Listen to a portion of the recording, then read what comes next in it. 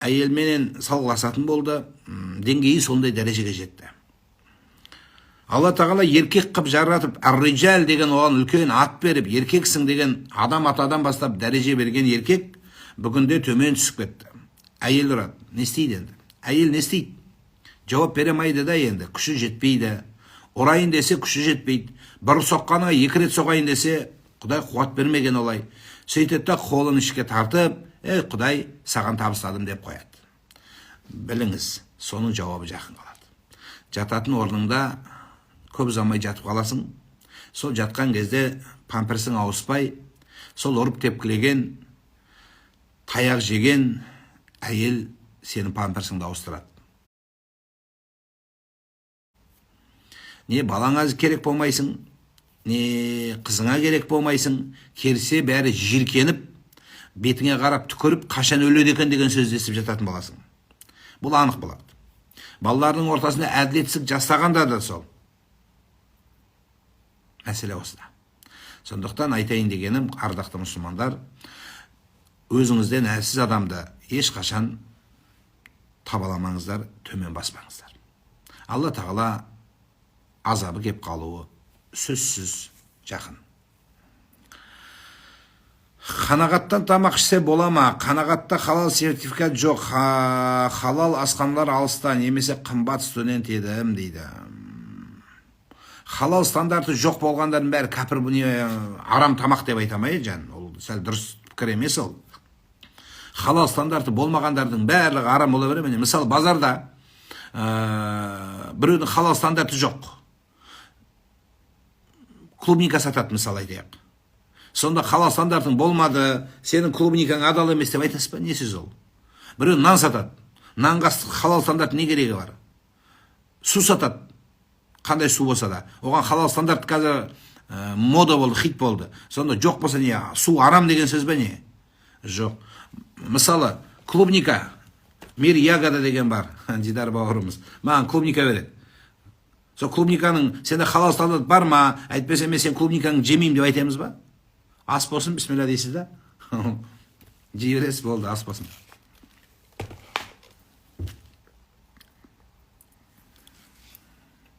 Нұрлан ұстаз, шипа беретін дұғаны айтыңызшы. Алла тағаладан шипаны қазақша сұрай бер жаным. Қазақша сұрай берсең шипа болады. Ас болсын дейді, рахмет.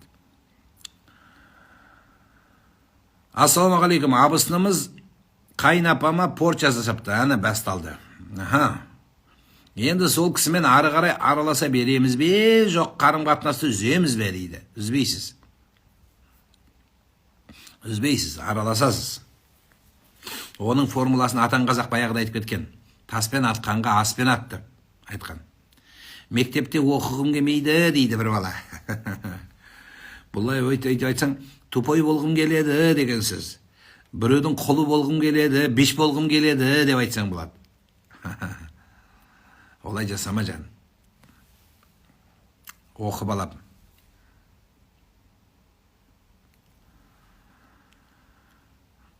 Түс жорып беріңізші дейді. Жазсашы енді түсті. Бала көтермесең дейді. Бала көтермесін деп дуа жасап, цыпочка берген бір жақын туысымыз тойымызда. Соны біліп дейді, қатты жылап қарғап едім. Дұрыс емес, бірақ қалай болады екен дейді. Енді сен бала көтердің ба енді? Қарғысты қоя тұр. Бірінші бала көтердің ба? Абдул Азиз деп қойға бола ма? Болады. Көркем Алланың құлы деген сөз болады. Қойсаңыз болады, жақсы ат. Бірақ атпен қалып қалмасын бала. Біздің бүгіндегі балаларымыздың бәрі атпен қалып қалған, заты жоқ. Сондықтан ақымақ дейді, сол мектеп сағынасың, жоқ, үйтіп айтпа. Үйтіп айтпаңыз. Біреудің баласын, мәпелеп өсірген баласын қандай болады? Сауатты бола ма, сауатсыз бола ма?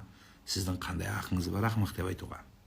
Сіздің балаңыз ақылды болып, оқымысты болып, оны әлі кейін уақыт көрсетеді қандай бала боларын. Оқығандардың барлығы дана бола бермейді. Диплом алғандардың бәрі дана болып, елге пана бола бермейді жаным. Олай демеңіз. Тәп сол оқымаған балаға тәуелді болып қалуыңыз мүмкін. Біздің өткен тарихымызды оқысаңыз, 3 класс білімі бар адам Қазақстанды басқарған тарихта өткен замандар бар бізде. Сондықтан мәселе білімде емес, мәселе сол білімді дұрыс қолдана білуде. Жаным сол, сондықтан олай айтпаңыздар. Біріншіден, екіншіден, ақымақ деген сөзді мүлде қолданбаңыз. Мен өзім қолданбаймын. Ұрыссам болар еді сол. Бірақ мен айтқан жоқпын. Сіз неге айтасыз? Біреудің баласына, мәпелеп өсірген балаға қалай айтасыз? Сіздің балаңызды біреу мұғалім сөйтіп айтса, барып жағасына басталасың ғой, мен баламда нең бар деп. Сол сияқты олай айтпаңыздар. Ешқашан ақымақ демеңіз. Дуа деген өзі рас па дейді. Рас. Күтіп отырмыз. Уже бір апта болды, қайта-қайта жазып сізге дейді. Не жаздыңыз? Не ұрысыватсыз? Сіз осы ұрысқанша жазғаныңызды жазбайсыз ба қайтадан? Қолымнан үлкен ине шығарып алдым түсімді дейді. Нені білдіреді екен дейді. Тілді білдіреді, сөзді білдіреді. Яки көзді білдіреді. Оқыған, көз ашық адамдардың қандай екенін көріп отырмыз. Әр адамның санасына берсін дейді. Дұрыс айтады.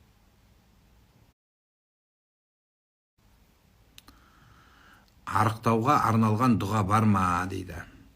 Бар. Тамақты аз да жеді, содан кейін астағфирулла деп айта бер. Қалдарыңыз қалай, сүре, зікір айтып жүргенде дәретпен айтып жүру керек па? Дәретпен айтсаң, красавчик боласың. Жақсы болады. Бірақ дәретсіз айта берсе болады. 3 рет жаздым дейді, 4 рет жаз. Көрмей тұрсам не істейін енді. Жазғаныңыз міндет па бізге? Салмай сөйлеңіздер, маған. Мен көрмей әдейі оқымай жазған жоқ. Мен адам сұрақ таңдамаймын, адам таңдамаймын. Мынау бай екен, байдың сұрағына жауап берейін, мынау кедей екен деп айтқан жоқпын. Сондықтан салмақ салмай сөйтсеңіз жақсы болады.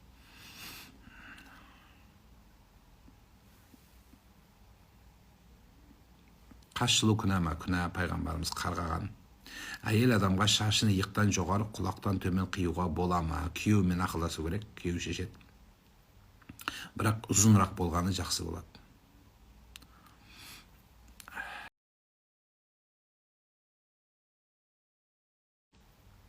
Бірақ ұзынырақ болғаны жақсы болады. Пайғамбарымыз түсімізде көрді. Қандай мағына екен? Ешқандай мағына емес. Пайғамбар түсінде көру өмірді өзгертіп жібереді деген сөз емес. Пайғамбарды көріп, мүмкін көрмей-ақ өміріңді пайғамбарға қарап өзгертсең, сол маңыздырақ болады сіздің түсіңізден. Түсімде қора өртенді, жаңалық болады дүниеге қатысты. Сонда жұма күні, шәуәлді жұма күні ұстауға болмайды ма? 6 күн үзбей ұстап келем. Жоқ, олай істей бересіз. Мен жаңа түсіндіріп айттым ғой. Мысалы, сіз ұстамай келіп, жұма күнінен шәуәлді бастама дедім. Яғни, сіз ұстадыңыз вторник күні. Вторник, среда, четверг, пятница ұстап кете бересің. Суббота, воскресенье кете береді арғай. 6 күн ба? Ортасынан жұма түсіп қалса. Бұл ұстамай келіп, жұмадан бастама деген сөз. А егер жұмаға түсіп тұрса өзі, онда істей бересіз. Мен өмірімде бірінші рет сұрақ қойғам ағаға, и сразу жауап берді дейді. Қыздарға ерекше қандай аттар қоюға болады айтып жібересіз бе? Ерекше қойғыңыз келеді? Біздің қазақ осы ерекшеге құмар елімізде. Ерекше бүйт, навороченный, елде жоқ, елде бүйт бөліктену. Бұл жақсы емес. Бұл жақсы нәрсе емес. Елден ерекшеленбеңіз. Енді жақсап керек па сізге? Атаңыздың, әжеңіздің әжесі, әйеліңнің туысқандарын қоя бер. Біз ана еркектер өз жағын бит бөліп аламыз да, әйелдер адам емес ол. Нағаш жағы адам емес. Жаман бір жынды мінез көрсетсе бала, нағашыларына тартқан дейміз. Дұрыс емес ол. Жоқ, атаңыздың жары, атаңыздың анасы, атаңыздың нағашы апасы, солар аттар бар ғой, тарихта өз ұзаған жоқ ол кісілер. Соларды қарап, көріп, қойыңыз солардың атын. Біз тарихымыз бар еліміз. Сол аттарымыз шариғатқа жанасқан еліміз. Тек қана арабша пайғамбардың мамаларын, пайғамбардың қыздарын атын қой деген бұйрық жоқ қой. Сондықтан ең жақсы ат өзіңнің тіліңде түсінікті, мәнді, мағыналы аттарды қоя беріңіз. Бүгін қараза ораза ұстасам бола ма? Болады. Үкілім деп қойдық. Тамаша біздің қазақша аттар. Истихара оқыдым. Күйеу шыған ба, жоқ па деп ойланып жүрген адамды ондай жақсы емес жағынан көрдім ше дейді. Көрсем ше, онда сізге сол хабар болады. Жоқ деген сөз болады. Онда басқа жағына бұр деген сөз болады. Амир деген ұлық атқа жата ма дейді. Амир деген басшы, қолбасшы, бұйрық беруші, басқарушы, әмірді орындаушы деген мағынаға келеді. Қыз болса әмира болады. Камил болса араб тілінде мужской род бар, женский род бар. Средний род болмайды. Мужской род әмир болады, қыз болса әмира болады. Камил ұл болады, камила болса қыз болады. Рахим ұл болады, рахима болса қыз болады. Тағы не деп айтайын? Фарид еркек болады, фарида болса қыз болады. Сөйтіп кете бересіз. Енді арабша ат қойғыңыз келсе, өзіңіз білесіз. Бірақ арабша қой деген жоқ. Мүмкін бір тарихта ізі қалған пайғамбардың аналары, пайғамбардың жұбайлары, солардан қойсаңыз жақсы болады. Бірақ ол балаға ауыр болады деген сөз кішкене қате сөз. Балаға ауыр болады қашан? Балаға ауыр болады қашан? Онда сол баланы сол жолға тәрбиелесемесеңіз. Омар деген, енді оны женский Омара болмайды, Аммара болады.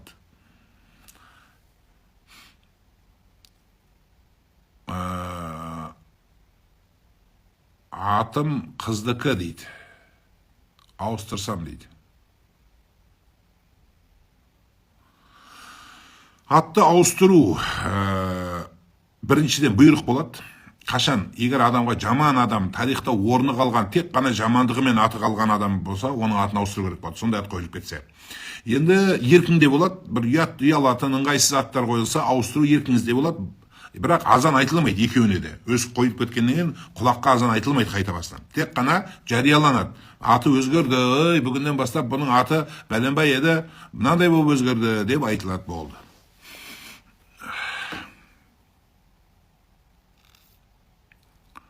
Порчаны жынды қалай шығаруға болады? Менде аккаунтында видео бар, ол туралы түгел айтып шыққам, жаным, ұзақ әңгіме, көріп шығыңыз соны. Қырғызстаннан салам сізге. Уалейкум ассалам рахматуллахи баракату. Түнде бастырылып қала беремін. Ояна алмай әрең оянамын. Аят дұға оқып жатыңыз, ол жәрдем бермесе дем салдарыңыз. Жұбайымен истихара деген болады, кішке қате жазылыпты. Намазын оқып, қайырлы болып отбасы құрған болатынбыз. Бірақ күйеуім измена жасағанын білдім дейді. Кешірумен келемін.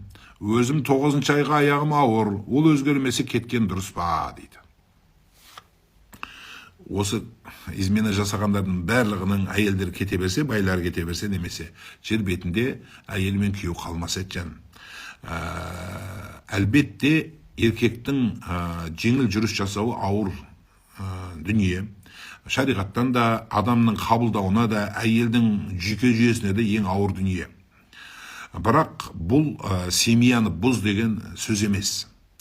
Ол істеген іс үшін өзі жауабын тартады. Мен сөзім басында айттым, ол зұлымдық қылған болса, сол зұлымдыққа тез жауап береді. Ол үшін қызы, немесе анасы, не қарындасы жауап беріп жатады. Сондықтан айтайын дегенім, сіз ол ақымақтық жасаса, сіз ақымақтық жасамаңыз, е?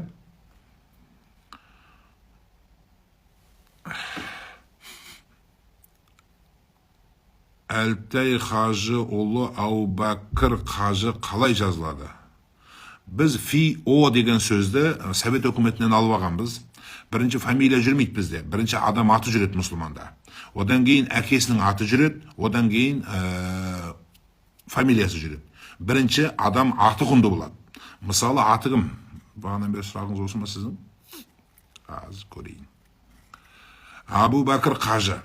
Бірінші Әбу-Бәкір жазасыз. Одан кейін Әлтай қажының ұлы. Бәрі қажы екен ғой.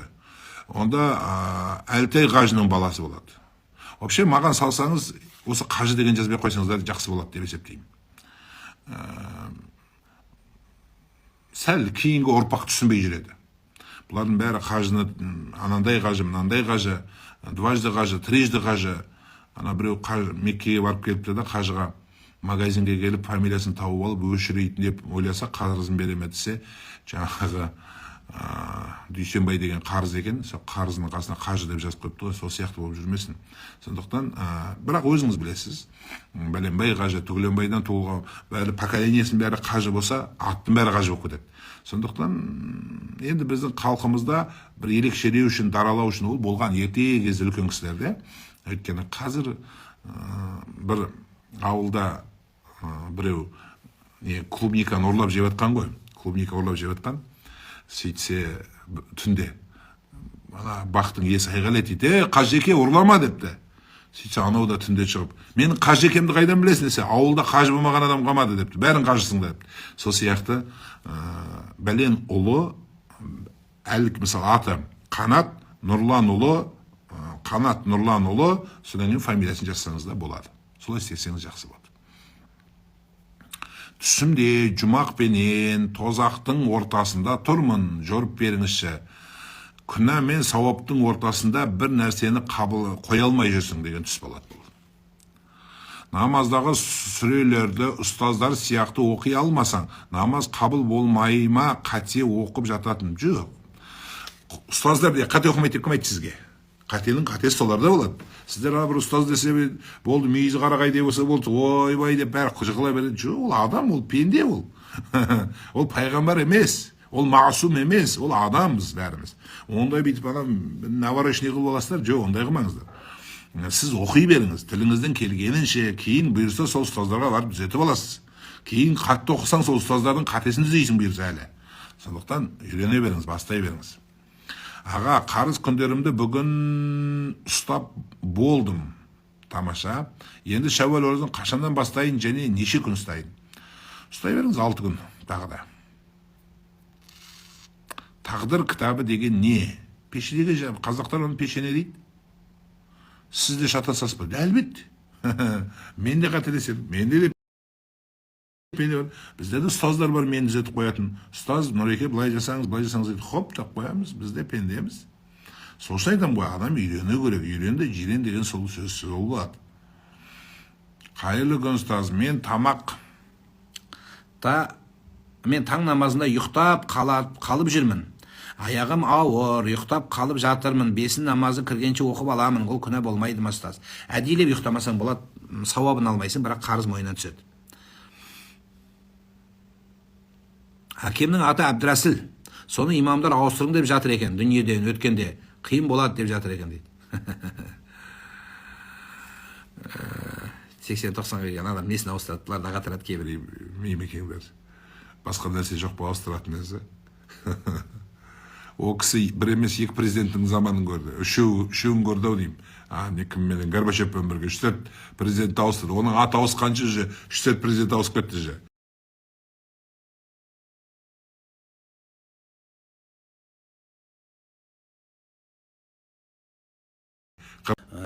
Бірақ телефон соғып, соның себебімен эфиріміз үзіліп кетті. Кешірім сұраймын. Жұма мүбәрәк болсын, қасиетті жұмада тілектеріңіз қабыл болсын. Ерте тұрып, Құдайдың жақсылығына ұмтылып жатқандарыңыз, ниеттеріңіз қабыл болсын. Жұмысқа бара жатқандарыңызға Құдай берекетін, арыз нәсібелеріңізді мол қылсын. Егер тағдыр жазылса, дұға арқылы жазылған тағдыр өзгере, әлде тағдырды өзгерту мүмкін емес пе?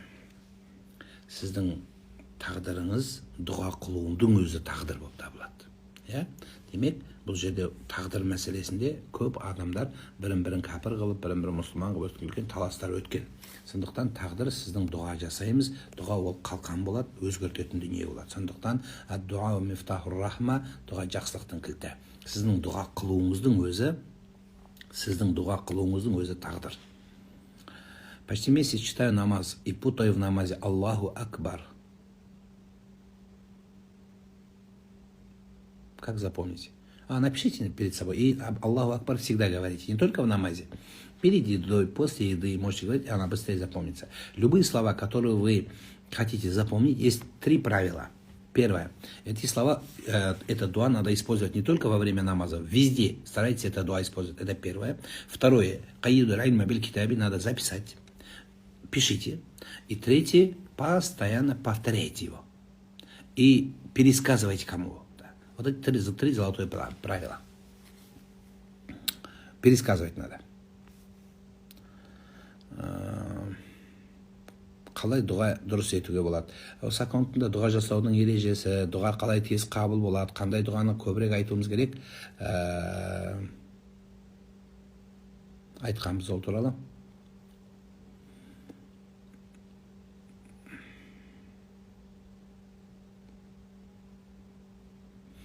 Намаз оқитын жерде кішкентай қыздың куклалары көп болса болады ма? Болады, ештеңе етпейді.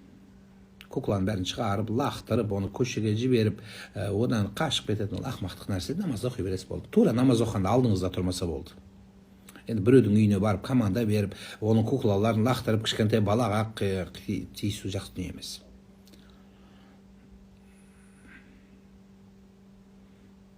Нені білдіреді дейді. Не нәрсе оқи алмай қалдым, тағы жазыңыз.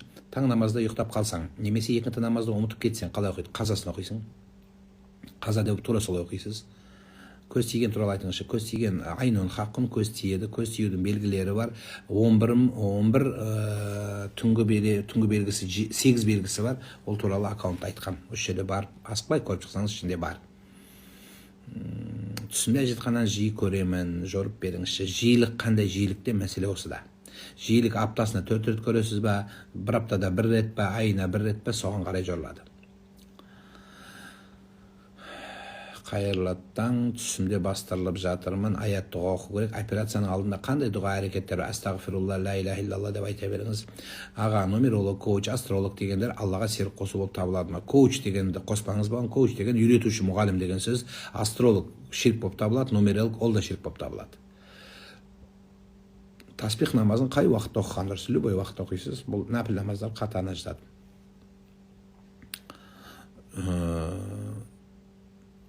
Дем салдыру жөнінде айтасыз ба? Дем салдыру білетін бір адам сізге аят дұғаларды оқып қояды. Жай адам емес, тақуа адам болу керек. Өте тақуа, аузынан боғауыз шықпаған, жаман шықпаған, күнә шықпаған, жаманшылыққа бармаған адам сізге аят дұға оқып қойса жақсы болып қаласыз. Өзіңіз оқысаңыз ең жақсы сол. Намаз оқу міндет дейді. Неге оның бәрі оқымайды дейді? Арақ ішпеу керек, не бәрі ішіп жатыр деген сұрақ тұр ғой. 3 күннен бері таңғы намазға ұйықтап қалып жүрмін. Не будильник, не азан дауысын естімей жүрмін. Жеп ішкен тамақта кішкене ашқа жатыңыз. Қарныңыз аштау. Қайыз кезіндегі намаздар қаза бола ма? Жоқ, қаза болмайды. Қайталанбайды. Кетеді солай. Балам 12 жаста үйде тұрған ақшаларды рұқсатсыз алатынды шығарды. Не істеуге болады? 12 жасқа дейін кішкене үйретіп тәрбиелеуіңіз керек. Енді Құдайдан қорқуды қазір үйретіңіз, мейірімділікпен ұрсып қорқыту. Енді әр балаға подход әртүрлі болады. Барлығының бір золотой ережесі жүрмейді. Әртүрлі бала, әртүрлі түсінік, әртүрлі қабылдау бар. Жұмыста дәретхана бар, дәрет алатын жер жоқ. 5 намаз қаза болып қала береді күнде-күнде. Бұлай қыласыз. Дәретхана бар ғой, туалет дейміз ғой, түсінікті болу үшін, унитаз. Сіздің дәрет алғанда бәріміздің ең қиналатын жеріміз не ол? Аяқ жуу. Баклажка аласыз, 1 литрлі баклажкасыға былай жетеді. Аяғыңызды туалеттің ішіне кіресіз, туалеттің ішіне унитаздың үстіне аяғыңызды қоясыздар, су құйып, аяғыңызды жуып аласыз, болды. Қалған бетті жуу, қолды жуу, ол раковинаға барып жуа бересіз, оны жарасы жеңіл.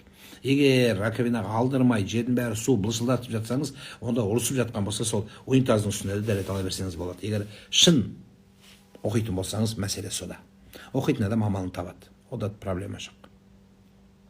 Мен таң намазын оқып жүрмін. 5 уақытқа келгенше бола ма? Иншалла 5 уақыт оқимын. Жақсы жаным.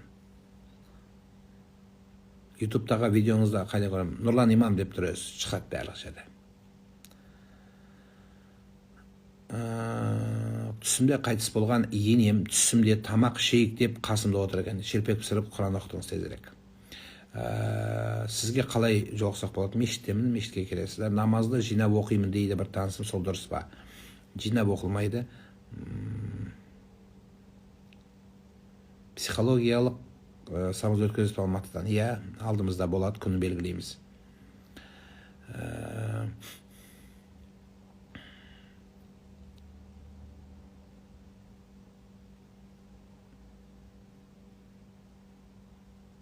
Қол ақымды қайта-қайта сұрай бергенім дұрыс па? Ол да бермейді. Сұраңыз. Сұраңыз, ол сіздің маңдай тер ақыңыз. Қазір өзі қиын заман болды ғой. Әлсіздікке, әлсіз адамға өктемдік көрсетіп, тіпті пәрені хадия деп өзгертіп, зинаны махаббат деп ат қойып, одан қалса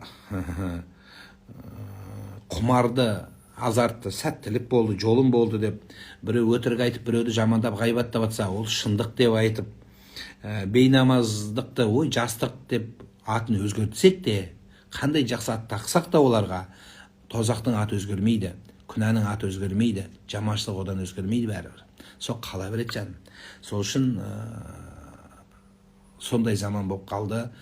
жұмыс істетіп ақысын бермей, артығынан зар етіп, қарызды өлгенше сұрап берсең, артынан қайыршы болып, жексұрын болып, өз қарызыңа өзің жете алмайтын, еще сөз естейтін сол үшін.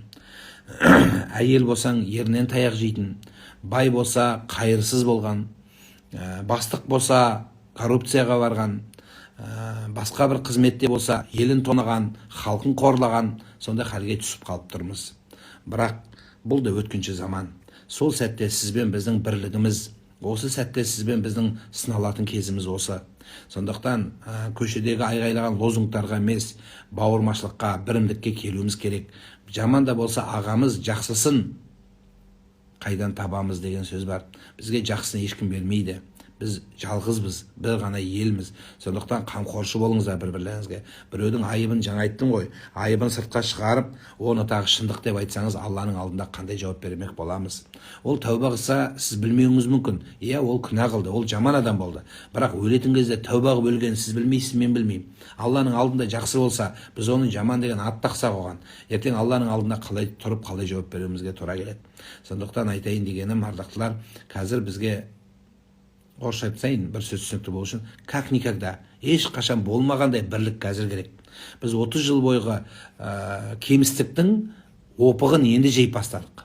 30 жыл бойы жақсы деп ән салып, шырылдауық шегіртке ыршып жүріп ән салғанның, 30 жыл бойы ыршылып ән салғанның дамбымыз жоқ, дамбы тұрмақ дамбалымыз жоқ болып қалып жатыр қазір.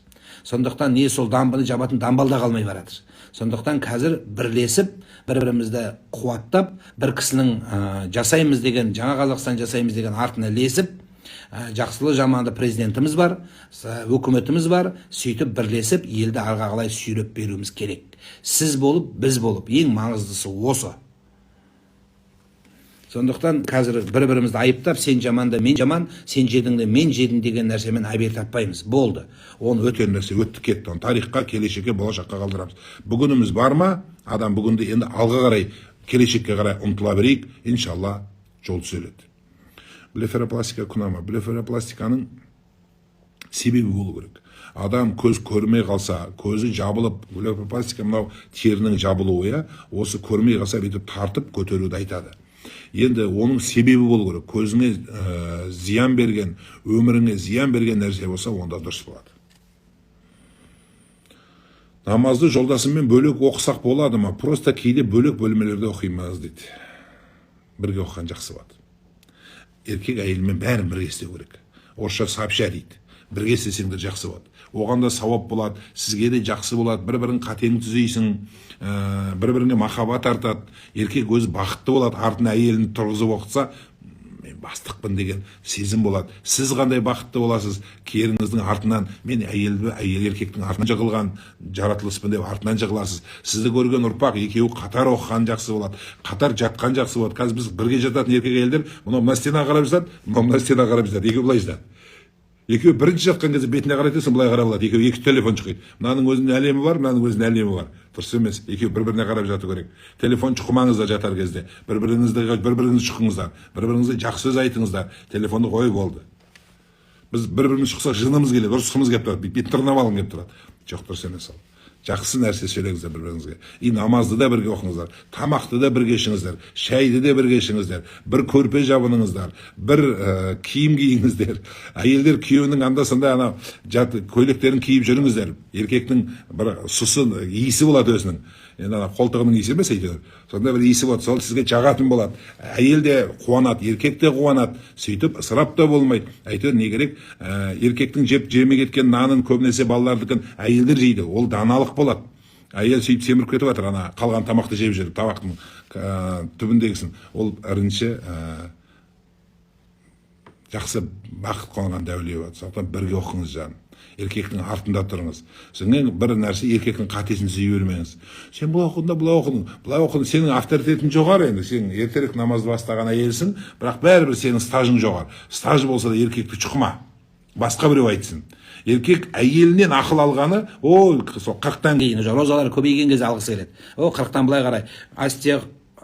Астехан роз.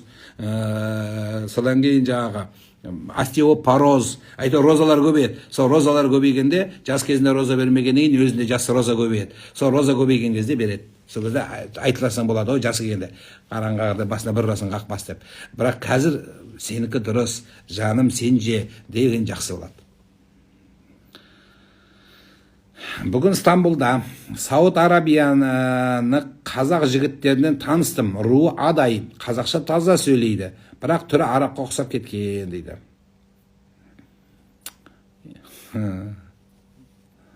Енді түрге қарамайды шығар. Қорғасын құю дұрыс па? Қорғасын құюдың ең бірінші себебі неде болған?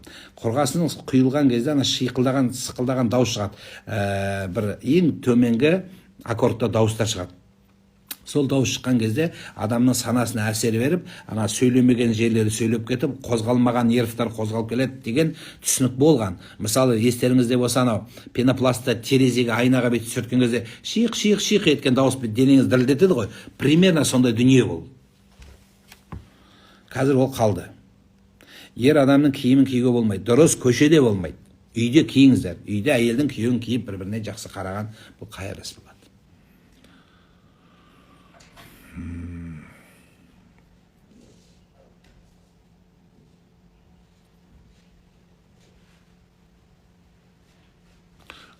Адайлар түркмен бе дейді, жоқ олай деп айтпаңыздар.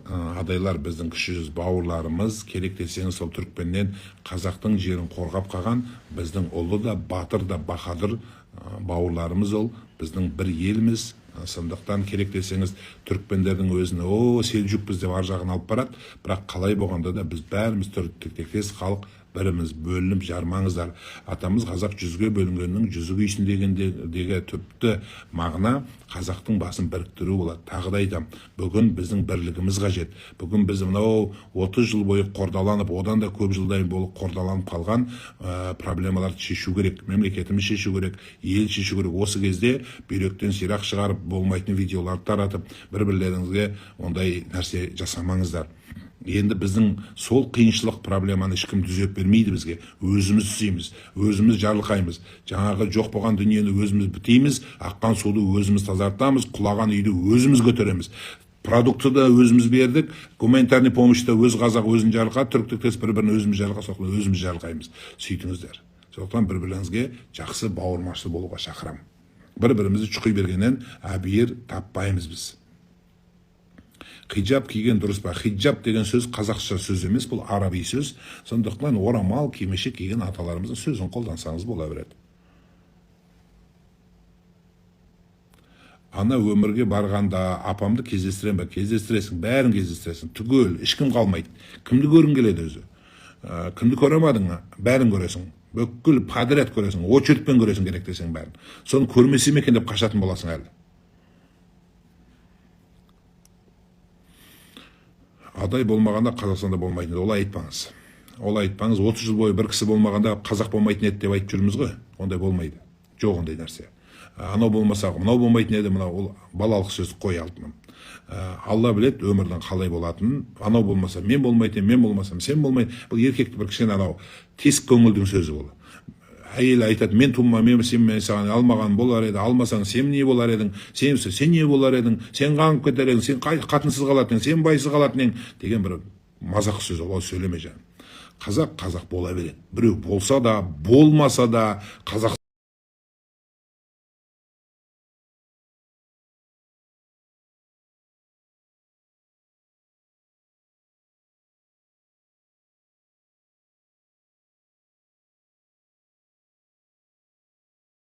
бола береді, Құдайға шүкір. Алланың тағдыры болады.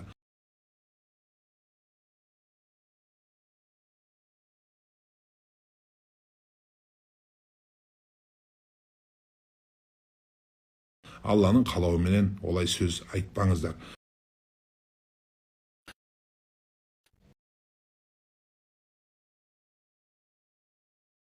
Үйлену керек, бойдақтар үйлену керек. Бойдақтардың үйленіп, жанұя құру қажетті дүние, керек десеңіз парызға баратын дүние.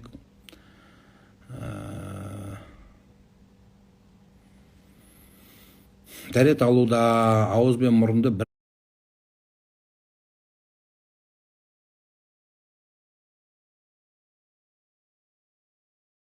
бірге шайлама әлде бөлек па дейді. Бөлек шайлады, ауыз бөлек шайлады, мұрын бөлек шайлады. Қалай ауыз бен мұрынды қалай шайлайсың? аузыңызға су айдап, оны мұрыннан шығарасыз ба сонда? Мұрынға тартып, мұрыннан айдап, ауыздан шығарасыз ба? Немесе екеуін бір сумен шаю, кейбір қазіргі сәләфи ағымдардың айтып жүргені бар, ол дұрыс емес. Мұрын жеке шайлады, ауыз жеке шайлады.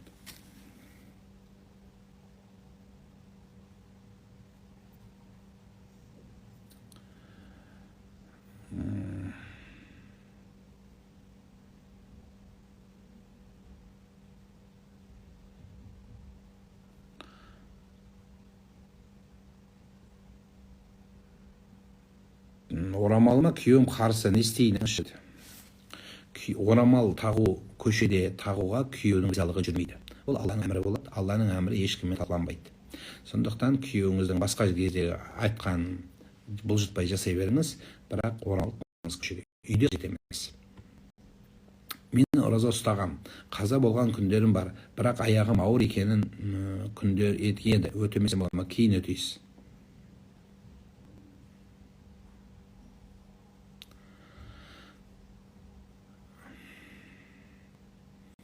Қазақтың рулары қалай келіп шыққан? Қазақтың рулары ғасырдан ғасырға өтіп, ұрпақтан ұрпақ жалғасып, атадан атаға өтіп, сөйтіп келіп шыққан. Қазақ өзінше бір әлем, басқа әлем бәрі бір әлем емес, бәріміз адам атадан тараған ұрпақпыз жаным. Бірақ оған ғасырлар өтті, замандар өтті, солай. Нұрлан аға, ночью куда-то еду по длинной дороге и обратно вернулась. Дорога была с ямами, что означает? Дорога означает вашу жизнь, а ямы означают ваши препятствия, которые мы видим. Это отчасти наши препятствия зависимы от дьявола, шайтана. Поэтому, чтобы ваша была дорога как и в жизни, и так и во сне была правильной, держитесь за веру Всевышнего Аллаха, за дорогу пророка Мухаммада. Это самое главное для вас. Ораза қазақ күндерін қыста өтесем бола ма? Болады. Бірақ қысқа дейін аман есен боласыз ба деген сауал бар. Түріктер жет атасын білмейді. Түрк не қыласың жаным? Түріктер біле ма? Хамза, сен өз атаңды білсеш не қыласың? Білмей түрк халқына олай тіл тигізбеңіздер. Вообще ешқандай халыққа тіл тигізбеңіздер. Чукча деген бар ғой, чукча. Чукчаның да атасына тіл тигізбе. Олардың да жақсы адамдар болған, олар да қоғамға бір пайда келтірген адамдар бар. Бір халық бір халықты төмен түсірмесін. Бұл Алланың алдында Құдай біледі ғой сен ахуалың қандай болатын. Сондықтан біреудің атасында, жет атасын біле ме? Олардың тілін төмен бағалап, біреудің тілін өткенде мына бір кісі орыстың тілін жезөкшенің тілі деп сонда айтып жатыр. Жақсы нәрсе емес. Ол тарихи тілдер. Біздің қалаймыз ба, қаламаймыз ба, көршілеріміз болған елдер. Қазір енді келіспейтін жерлеріміз көп. Өзімізше дара мемлекетпіз, тәуелсіз мемлекетпіз. Сондықтан өзіміздің бағытымызды дұрыс ұстана білейік. Бірақ бір халықты төмен түсіріп, бір халықты қаралап, бір халықты төмен түсіріп, бір халықты жоғары көтеру бұл дұрыс нәрсеге алып келмейді. Шын қазақты жақсы көрсең, қазақтың тілінде сөйле, қазақтың тілін құрметте, бірақ төмен баспа біреуді. Сен неге білмейсің қазақшын деп, оны чұқып, оны мазақтап, оның абырой жасамақ. Қазақ халқының олардың да адамдары бар ғой, олардың мемлекетінде де қазақтар өмір сүріп жатыр. Ресейде, Қытайда, Америкада, басқа жақта, соларды да қинап, білмесеңдер кетіңдер деп. Білесіз бе, мен Америкада қанша ағылшынша білмейтін балаларды көрдім. Олардан нан тауып, жұмысын істеп, бала шағасын асырап отыр. Солардың американецтер келіп алып, корейше сөйле, біздің тілімізде сөйлемесең кет жоғал, Америка для американцев деп тиісіп жатқан жоқ. Міне демократия, міне адамды түсіне білу, міне оны қабылдай білу. Неге сіздің сондай болмаймыз біз? Сен қазақтың тілін жақсы көру деген сөз біреуді кемсіту деген сөз емес. Пайғамбарымыз Мұхаммад саллаллаху алейхи вассалам қайтыс болар кезінде құтба жасады, яғни қоштасу уағызын айтты. Сол кезде арабтың араб еместен артықшылығы жоқ деді.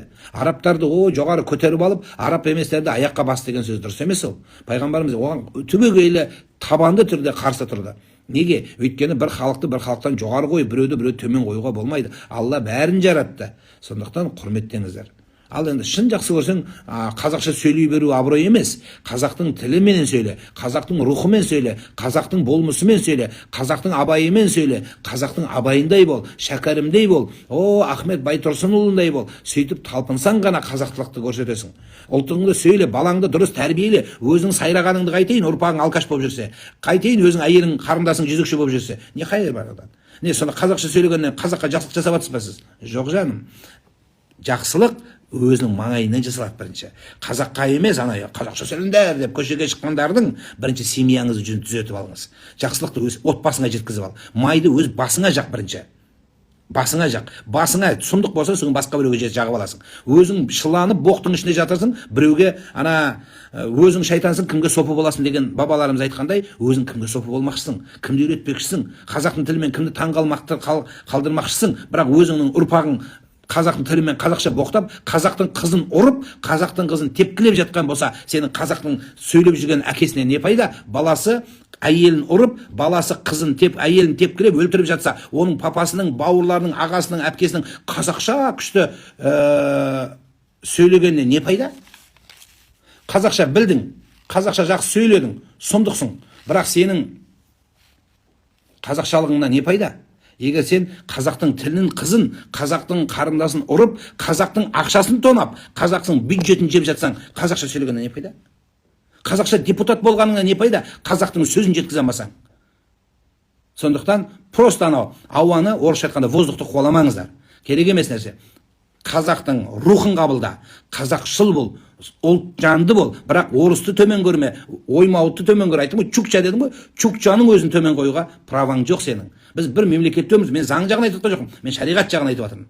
Сондықтан Алла тағала бір халықты жоғары қойып, арабтар выше тұрып, қазақтар ниже тұрмайды Алланың алдында. Қайта қияметте Алланың алдында арабтар ниже болып қалуы мүмкін. Өйткені Құран арабша, пайғамбар араб, Мекке арабтарда, ал бізде ше. Біз сонда да бабаларымыз атпен, түйемен барғандардың тұқымысыздар сіздер. Ар намысты болған елдің тұқымысыздар. Қазір біз әйелмен салғасып отырмыз. Сол ма сонда? Сол үшін осы нәрсеге дұрыс түсінулеріңізге шақырамын.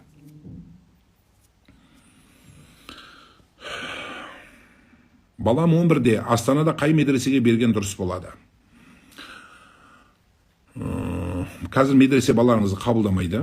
Медресе ол жоғарғы оқу орны болып есептелінеді. 9-шы кем дегенде 9-шы сыныптан жоғары қарай қабылдайды.